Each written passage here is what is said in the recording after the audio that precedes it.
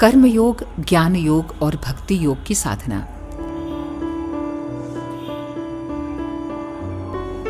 ईश्वर दर्शन के लिए कहीं बाहर जाने की आवश्यकता नहीं, उसे अपने भीतर ही देखा जाना चाहिए।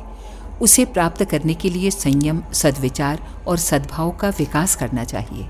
इसी सद्भाव संपन्न आराधना का प्रतिफल है आनंद।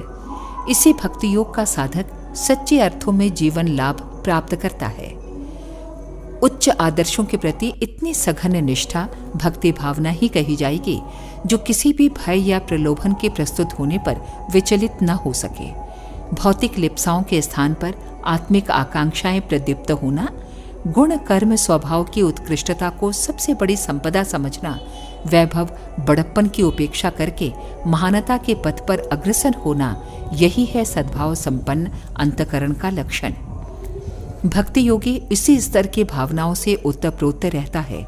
वो ईश्वर को, आदर्शों को एक ही तत्व के रूप मानता है और उनके लिए समान रूप से अपनी सघन श्रद्धा को नियोजित किए रहता है।